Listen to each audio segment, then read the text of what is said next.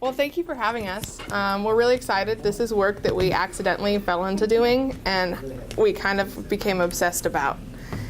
And it's been, Susan knows, once you get involved and learn about accessibility, why it's important, and really have a reason that it's important, it's something that affects every aspect of your work. Hi, so we're going to start with a short video, and we're just going to let you watch it through the entire way, and then I'm going to ask some questions afterwards just to kind of get us started in the mindset of what accessibility looks like in the real world. Marco Polo. Okay, not that. Christine has the last pie to be tasted before the judges decide who will be sent home. Hi, Christine. And this is a blind contestant. Never seen you that Sorry. flustered.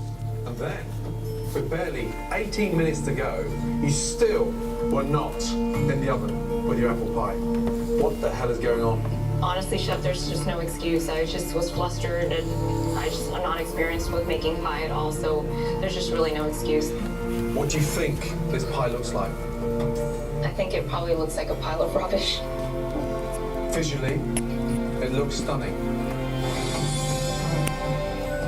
It's got a nice crisp, dark brown colour on the edge. Thank you, Chef. The sugar has almost glazed the pastry, and it looks as delicious as Frank's. So stop doubting yourself. Be bold, Yes, Chef. okay? Pie underneath. The pastry looks cooked. Can you hear that on top? Yes, Chef. What does that sound like to you? It sounds good and crusty. Good and crusty. So, stop feeling upset with yourself. Okay? You've got to start believing yourself more. Okay? Come on. Come on. Right. Hear that? Yes, Chef. There's not a soggy patch on there. That's all the way around. Okay? Can you hear that? On the balcony you can hear that, right?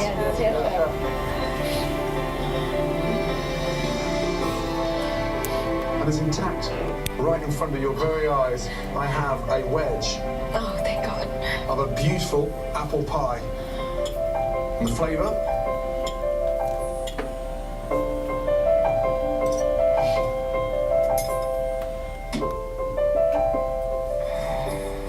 The flavour's amazing. Okay? It's delicious. So well done. Okay. Congratulations. Really good job. Getting crazy. So, some initial thoughts besides emotions on accessibility. This is something that is obviously happening in real life. Like, he's allowing accessibility and accommodating in real life, whereas what we'll be doing is through documents and online, and we're creating the same amount of accommodation, just in a different way. But were there any parts of it that stood out to you as especially accommodating, like how he changed how he read that pie versus another contestant's, like what he said, what he did? Like when he scraped it, I like that part. So she could hear it. He was like appealing to other senses that he knew. And then he was also saying, but everyone else on the balcony can hear it as well. So he wasn't isolating her either. He was saying, as a group, we're all taking part of this and accommodating at the same time. So that's kind of what we're trying to do, is just make everything accessible to however someone needs that information. The other thing I noticed was she had an image in her mind of it, and her face, the change in her face when he described it to her, and she knew what was actually in front of her, was remarkable. One of the things that makes this video, I think, so telling for us is that there's a person we work with who has disabilities. And whenever we work with them, whether it be over internet or in real life, they say, I don't want to get used to this because this isn't how the real world is. And we're going to show you how it takes you 5 minutes to make that their real world. because it is yours. You can taste and see the apple pie, but you just have to learn how to do that for other people. And it's not a big amount of your time that it takes to make it happen. So what we're doing is we've created a module that will guide people through Accessibility 101. It's kind of a breakdown of all of the different parts of accessibility as far as image description and what video description looks like.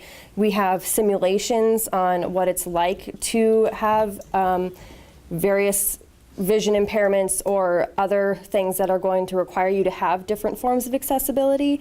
And so we're raising awareness of this population of people that access information differently, and that's it. There's, all of the blind people I know are the most intelligent humans I've ever met on this planet. Like, it's remarkable. But they just need information in a different way. And then along the way, we've been teaching ourselves.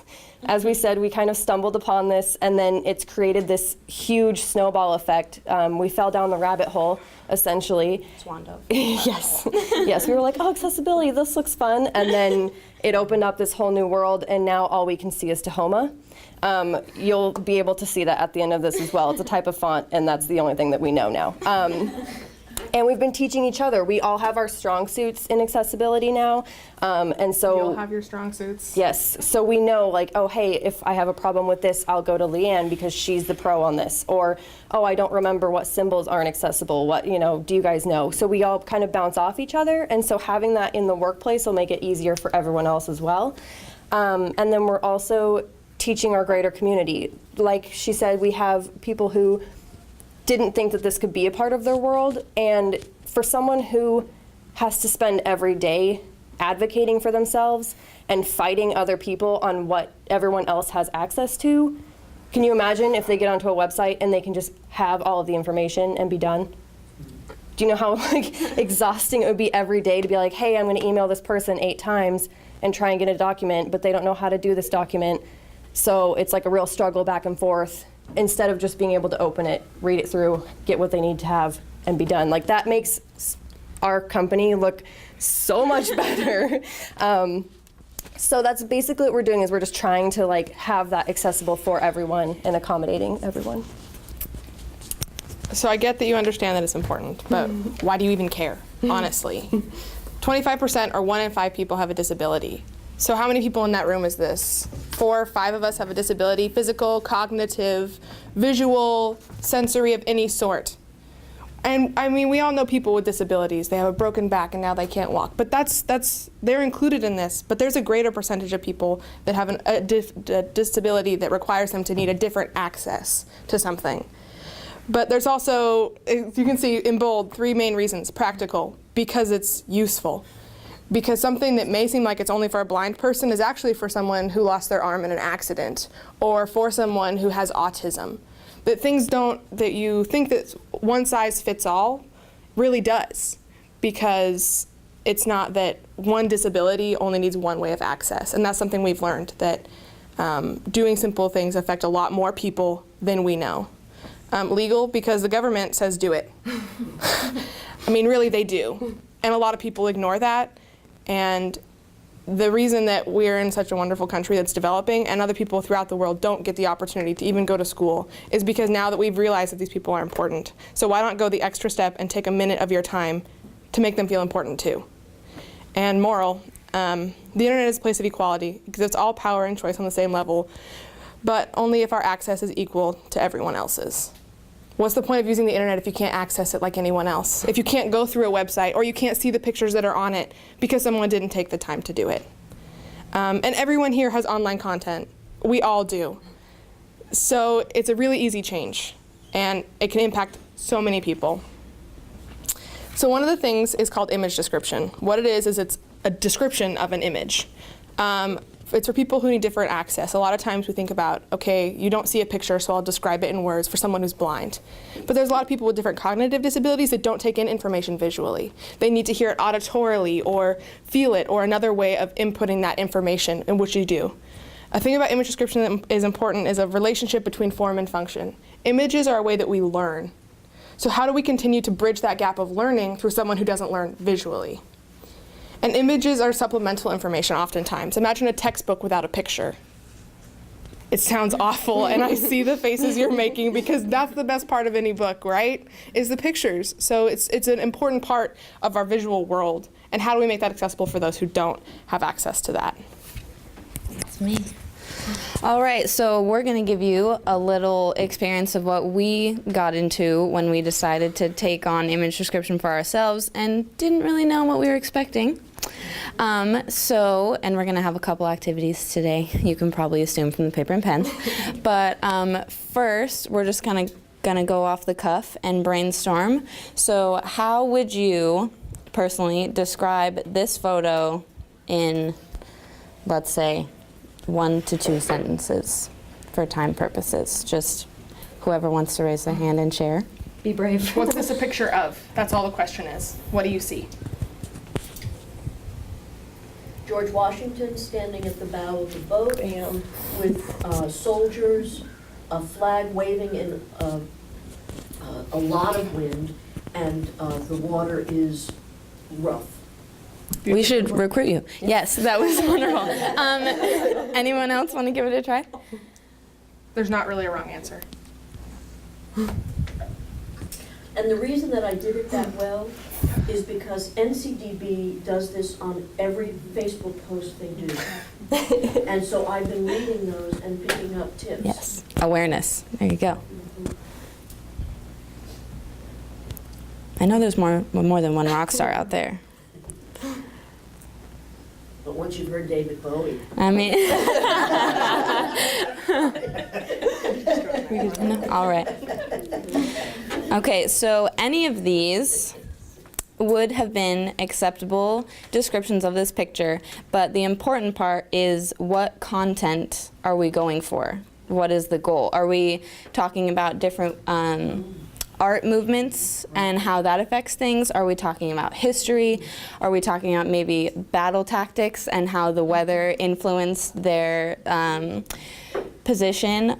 So that is ultimately the goal. There's other tips and tricks along the way, but that's what we're trying to get across is to take this supplemental material and give it the same access and content and weight that we have.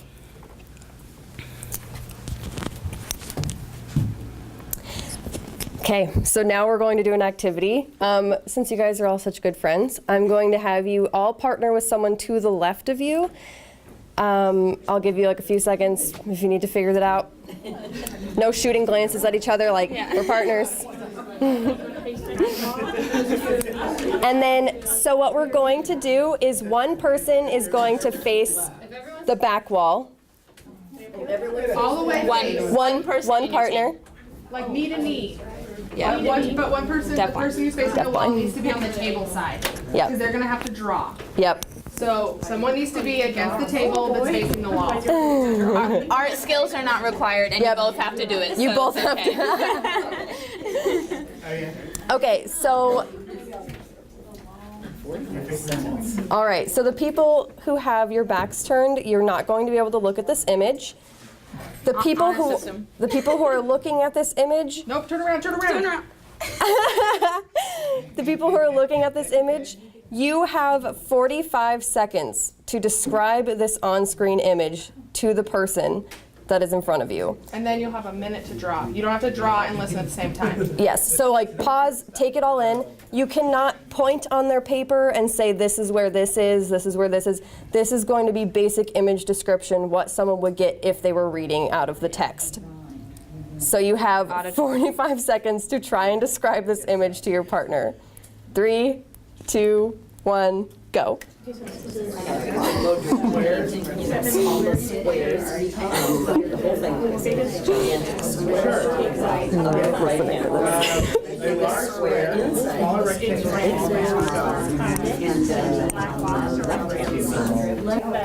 Okay, guys, that's 45 seconds.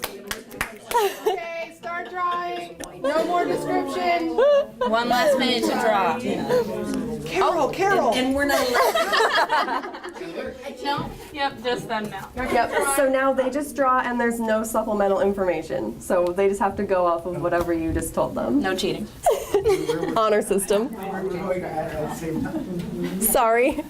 You can draw at the same time. That's easier. Oh, same time is fine. Okay. Switch. Switch chairs. Yep. Switch. Get your juices flowing. I know. Dawn's ready. She's ready. Competitive.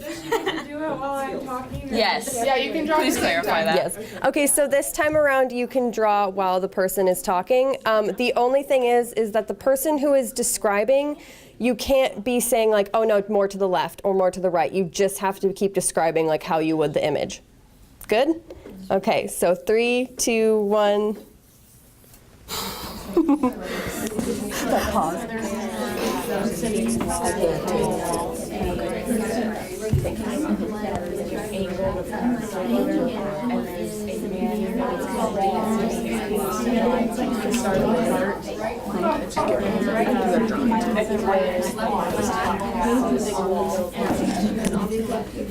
Okay, guys. Okay.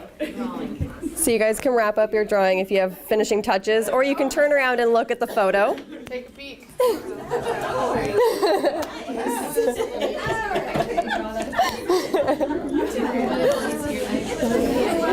Do you have the picture that you did? I did. Yes. Okay. I'm just gonna go grab it. I can just do her part. Or just explain that we did it. Yeah. And then we did it too.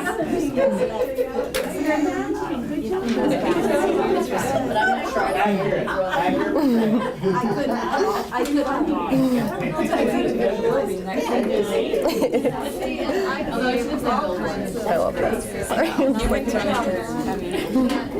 If they're done looking at it.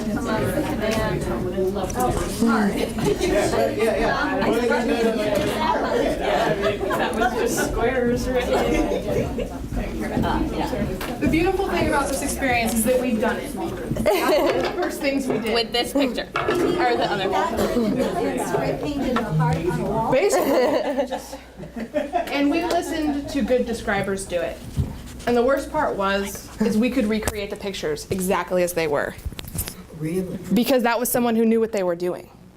Someone who was trained. And we were actually surprised. That first picture that had the different boxes, Amanda drew this an almost perfect replication of this. We did sculptures, all different things. And that's kind of when we realized that sometimes it takes a lot of skill when it's something complex like this. So, how did you feel when you were describing things? No, really, I'm asking.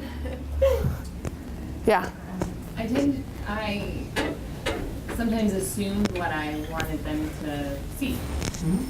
I described it in the wrong way. I said billboard, so we put it up high on the billboard. Wait, no, that's not the right word. So being very selective in word choice. Yeah.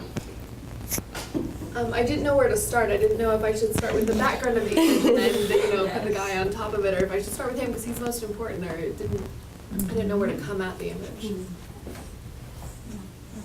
Other thoughts? Oh, so I'm sorry. Go ahead. It was easier when I did it the first time with Dana and she couldn't draw while I was talking.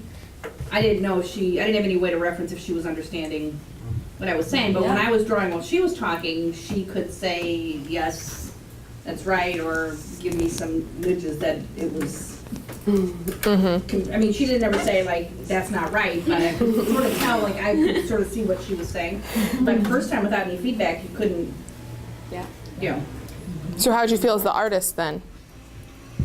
The first time, you couldn't really check in, so you were just trying to hold it all in your head, and clearly I wasn't good at that, because I ended up with triangles in mine.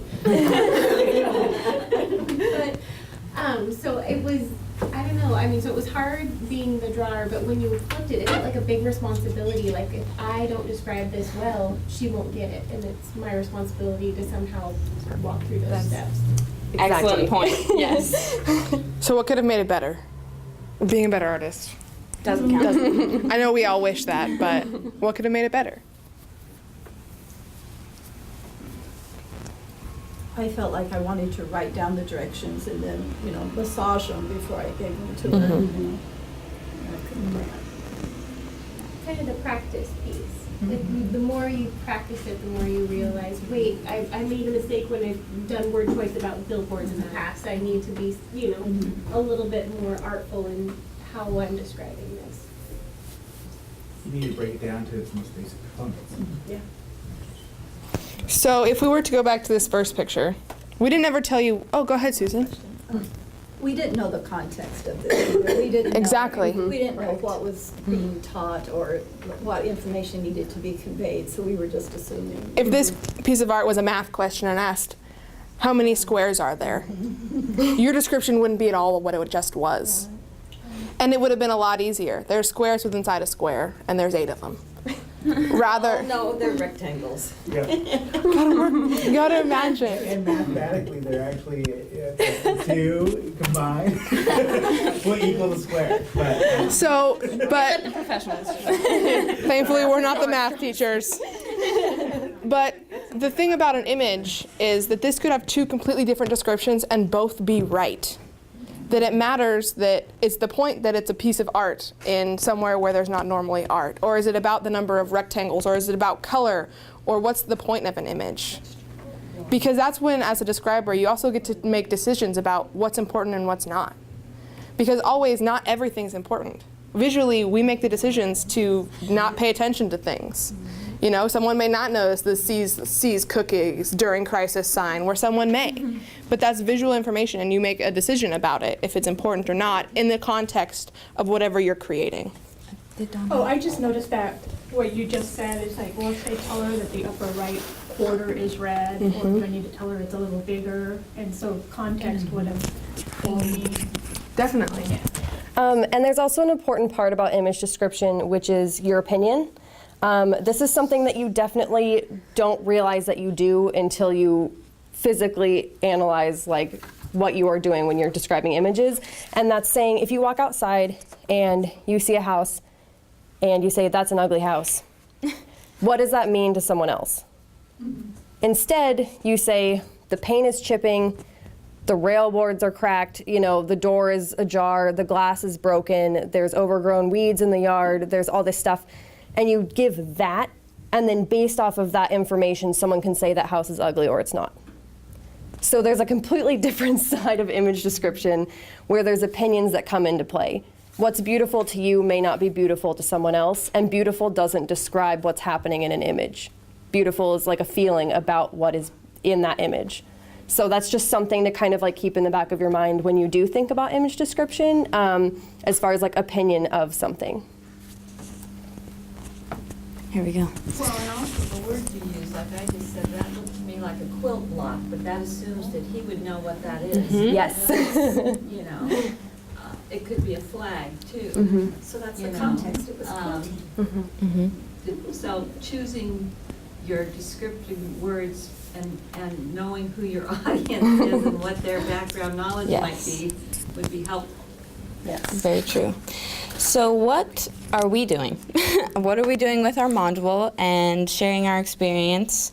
So like we said, we kind of swan dove into accessibility through kind of retrospectively going through the modules and realizing that if we're going to represent NCDB and TRI, we want to be like the poster children of accessibility. We want everyone to be able to access our content, whether it be social media based or educational based, which is really important. So we went through, and although we went through what we used in the documents, the types of media, or in the modules, the types of media and documents, we pulled from federal guidelines, so it's applicable across the board. So it's not specific to just what we use, or if we're really video heavy or what have you. It's applicable to everyone here and everyone that uses the online community, which is a lot of people here in America for sure. And so teaching our community, part of that is what we're doing right now, because honestly, before we got into this, we didn't even know what we didn't know. And now it's all we see. we watch a YouTube video. That's a famous YouTube video and that's not captioned. How irritating. Or how just thinking of all the people that we know that we want to share things with, educationally or otherwise, that wouldn't be able to access what we're trying to get across to them. And I mean, that's important for education. How many people here have families that are a part of communities or interconnected and want to share information about their kiddos or what have you? How important is that we are able to be connected across America and through our online community? And we just want to put that out there, because awareness is the initial and most important part, because if you don't know what's missing, you can't fix it or be an advocate for that or an example. And then we're outsourcing. So a lot of what we talked about, we're outsourcing specifically in our modules for image describers, because we want people, as you all talked about, to have the background knowledge in, specifically for the modules, deafblindness and special education, because this happens often, one of us will have a niche knowledge in a certain area. Mine is special education, and they'll be like, what is this play thing in this room? And I'm like, oh, it's a therapy swing, blah, blah, blah, you know, and having that background knowledge. Or if I come to them with a photo of two people sitting across from a table and it just seems like they're signing, but really they're close vision interpreting, how different is that than when you're describing that image? So we are outsourcing to some colleagues of ours and fellow students and past students that are well versed in both of those areas, so that our content can be on point, so we can be good examples of that. And they're going through actually our image description part of our module, which is at this point the most polished point because we have people in it. But yeah, that's where we're at. And so moving on to videos. We just talked a lot about images, but videos too get described. And honestly, I haven't known this for that long amount of time. And we were also surprised. So why is this important? It's definitely important for the visually impaired community, but it also, like Leanne and Jenna have previously mentioned, it's not only beneficial for one group of people.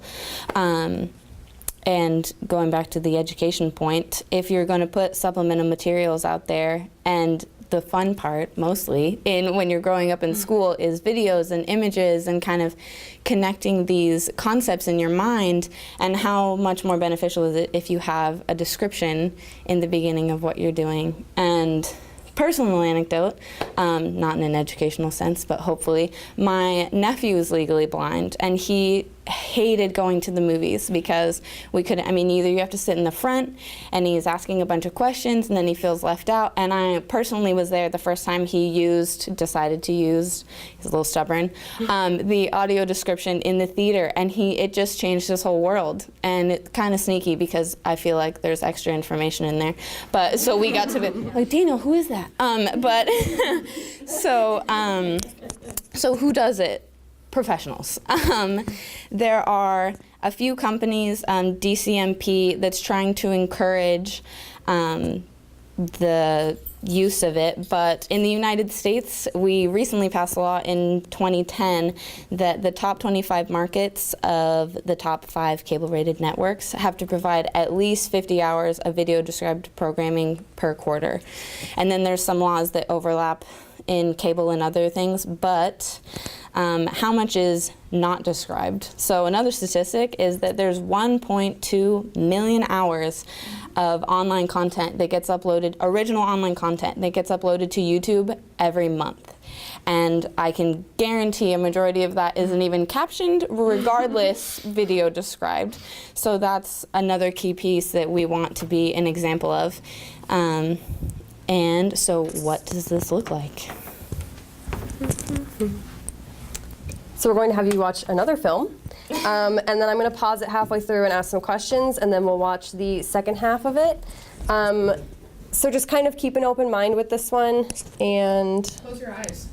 yeah, if you really want to, you can close your eyes too. No. There's no visual anyways, but okay. I just didn't know if it would be too quiet. The following following clip is intended to simulate the experience of a student who is blind or visually impaired.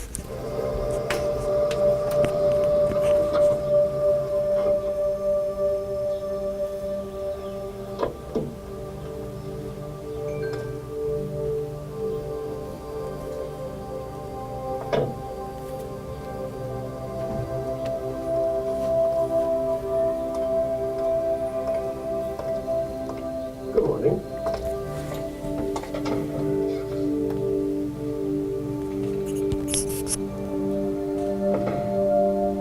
The following is the same. So what happened? Way too much auditory music, basically. Because if it's supposed to simulate being visually impaired, I doubt they're walking around with music in their head. Maybe they are. This is a movie. Oh, sorry. This is like Yeah. if you were in a classroom and they were playing a clip. Yeah. Oh, yeah. With That's the the thing. visual. All I hear is that. They're like, here's chirping. Here's chirping. All I hear is the ambient music. Yeah. That's not very good. Oh, there's a comment. So driving and parking your car, opening the door, getting out, saying hi, walking, saying hi to someone, and something like that. I think a phone went off. Yeah. Who was involved? Two men. She's not sure. One man. Because we heard one man. I think that man's voice that we heard got into the car. So what's the context going off of that? What's happening? What's the point? Do we know anything about the man? Anything about his surroundings? Okay. They're commuting to work, and somebody got tripped up, maybe. I thought, because of the music, I thought it was at night, and it was stealth. Oh, the birds were chirping. But, you But know, see, off of your information. But I closed my eyes when I realized I was reading the captions. And after that, I didn't hear birds chirping. I only knew there were birds chirping because of the caption, because I didn't actually hear them. Yeah. Oh, okay. So we're gonna play the second half. Clip. A description has been provided to describe visuals, actions, and settings not conveyed in the existing narration. A yellow beetle pulls up, and Lisa glances up momentarily before looking down. Then the car door opens and the driver's foot appears, clad in a clean white loafer and an argyle sock. Lisa looks up again and does a double take. Her mouth drops open and she stares toward the car. Good morning. She gazes fixedly as the figure passes her. All right. So in that one, what happened? It was an encounter. There we go. Who was involved? Lisa and me.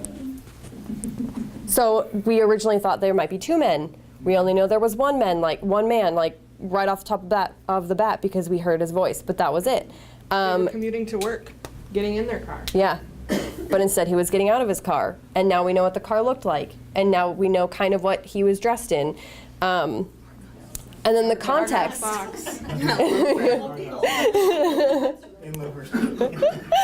And then we know, what about the context? I mean, I know it's like a 20-second clip, but there was something between them, right? The way she reacted, Yes. her. Mhm. So that's a glimpse into what video description is like. And so if you come into class and you are visually impaired and it's movie day and they just have the first part where there's no description and there's nothing, how are you going to learn anything that day in class? How are you going to pick up anything that's trying to be portrayed? Especially if it's, I don't know, some art history class and you have to know what's going on in that video the entire time, and you can't pick up from people who are speaking, or it's not a documentary, or it's not, there's so many different variations of what's important. Imagine someone who's a second language learner, too, how beneficial this would be for them. It's not just for people who can't see. There's a lot of people on all different kinds of disabilities that use this. They go to the movies and voluntarily put those headphones on because that information is what they need to understand. It's not just for fun. It's not just for those who are blind. It's for a greater community. And a lot of the times we don't know about that community because they don't want to raise their hand and say, hi, I need this. So it's kind of our job to think about what could someone need from me? And how can I make my work accessible to them? Alrighty. So let's say you're doing some heavy research-based things and you don't want to use images or videos. This part is for you. We all use Word documents. It's the widest area of need. And again, we didn't know what we didn't know. We had all of the documents in our modules were not an accessible font. And we went, oh no, that can't happen. And there's, I believe. What does that mean that it's not an accessible font? Two kinds of. Or for them to visually read. You know how some fonts have tails and some fonts have flicks and some fonts. There's kinds that aren't. Exactly. There's kinds that lots of people can't read because of the ornamentation on the font. And because that's not you, you don't experience it. Because someone may mix up a G and a Q because they look the same, or it's harder for them to discern that kind of information. It's also beneficial for people with dyslexia that affects what % of the population. How many people know someone with dyslexia? I would expect the whole room to raise their hand. That just a font choice can make things easier for them to read. And there are specific fonts that We promise. that are screen reader. Yes. We got you guys covered. We're gonna tell you about them, and then we might have a present at the end that also have them included. But the top 5 are Veranda, Arial, Helvetica, Tahoma, and Calibri. We picked Tahoma because it was the best. Again, good question, because one font is not going to be across the board the best font for everything you want to do. So screen readers, or if you have a lot of blocky text, you're going to want to pick a different one. But that's the one we chose to go with for our own. Sunset. Yes. So symbols and screen readers. There are, out of all the symbols that you can use in Word documents and what have you, there are only 17 that are safe, that every screen reader will read. And there are 74 that there's a chance that the screen reader won't read it. So we definitely had to go back in and change those. But knowing that changes the whole way we make our documents now, and we have references. I mean, don't get us wrong, we don't hold this in our mind all the time. We have heavy references that we call back on frequently to make sure that we're doing the right thing. And just a text quip, generally darker text on a lighter background. But then again, those are also going to be different because we know a lot of people with Usher syndrome that prefer to use yellow text with a black background versus black text with a white background, even though they're both pretty heavy contrast. And then, as we've talked about before, described images and description versus screen readers. So this kind of goes into alternative text, which is in your Word documents. I don't know if you all know, but it's part of our tip sheet, that you can either, when describing an image, you can put it underneath, above, or you can have, if you don't want it to interfere with your online flow, you can have it to where just screen readers will read it and it won't block out your arrangement or what have you. And choosing those is just best with what document you want. So we're going to do a little, for the last one, another little activity. We're activity heavy here. Please scroll from me. Just go with it. Okay. It's mostly the important parts. So if you all would like to look at this document for a second, this is actually one of our, is this our tip sheet outline?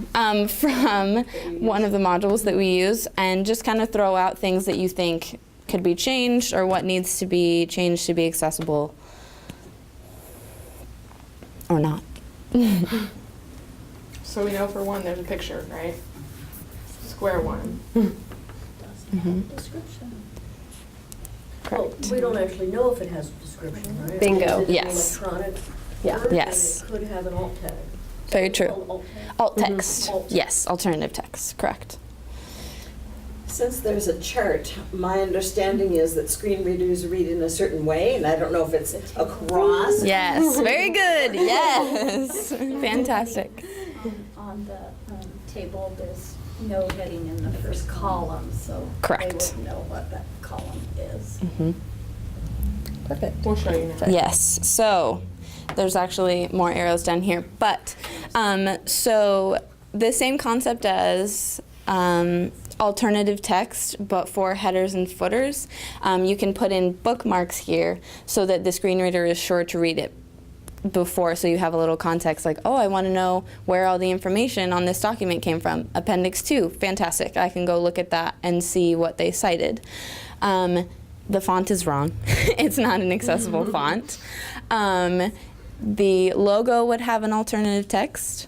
And you're right, this would have there's two different things. You can describe the entirety of the chart like an alternative text if it doesn't have enough context on the rest of the page. And then there's bookmarks you put in for where the titles are. So this one would have, you would just put title in the blank box and it would understand that the shared space of each of that box would be, you would have column titles and both row titles for that, which would make the screen reader read it differently. That's all I can think of. So what does this look like for you to do in your work is really what it comes down to, right? If you're going to do it or not, what's the time investment?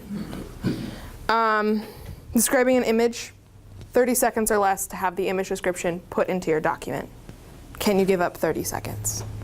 Or formatting a whole document, 2 minutes to do the whole thing. And that's us when we didn't know what we were doing. Now it takes us a minute or less to format a document. So 2 to 3 minutes maximum. And captioning a video we usually say about double the time of the length of the video. So if your video is a minute, can you give up 2? So really it's that 5 minutes impacts 20% of the United States. Can you take the 5 minutes is really what the question is. And now when we see people who don't take that 5 minutes, we kind of get a little mad. I hate to say it. No aggro towards the rest of the group. But that you're excluding people, whether it be someone on your own staff that we don't know who needs something because they don't want to say their need, or someone who's receiving your document. Because a lot of people have needs that they don't want to advocate for because they don't want to be different or feel left out. But when Pat was watching the video, no, Carol, someone, they didn't know birds were chirping until they saw the caption. That was you using captions. If they weren't there, you wouldn't have known, right? It's something, a lot of these things are things that we use or other people use daily. And it's a 5-minute investment. Just as individuals that had to do this backwards and retrospectively, and now that we can create them as we're doing them, it's so much easier, so much easier. So we appreciate it if it's just done the first time. Accessibility means a lot to us because we've had people tell us how much it means. And we hope it's important to you. So if you need resources or help, we are here. And that's something that we can dedicate our time to because it's that important. And we also have a training module that we would invite all of you to participate in because it has a ton of resources. And we have a badge that you can put on the TRI website. Yay, badges! They will be described. Of course they will. But also we have a little small packet that gives you, on the front page is what's called master requirements. If you were to look at anything in this packet, please look at that. That's the simple, if I'm not going to give any time, this is the time I'm going to give. 30 seconds, change your font, make sure that the title of your document isn't too crazy, things like that. Then we give you headers. And also we give you a little 101 on image description. It's really easy. If you need help putting it into a document, ping us. We can be there. Takes 10 seconds. And lastly, a more in-depth look at Word documents. This impacts so many people that it matters to us that you have the resources to be able to do it yourselves. This is our last fleeting note. But yeah, thank you for your time. If you have any questions. So first we have a gift, and we'll hand it out, and then you guys can ask questions while Amanda and I do that. But I have a question regarding the descriptors for videos. Is there a separate audio track? And does YouTube provide that? There is a separate audio track. Generally, there's free tools where if you have a video that's public, you can have an audio description added for free without disrupting your video. So we found that oftentimes adding captions and adding all these other layers sometimes makes us have to redo our work, but there are a lot of free tools out there that you can just overlay the track. But YouTube does not have tools to do that. So it's like auto captions. Yeah, it's there, but it's not really a great tool for people who need it. So no, YouTube doesn't have that, but there are definitely other ways that you can add video description to any video. We have some resources. Definitely we can hook you up with those. Any other questions or thoughts? Well, on the first page, you talk about Times New Roman, which is a serif font. And I don't remember about Verdana, but Arial and Tome and Helvetical and Calibri are sans serif.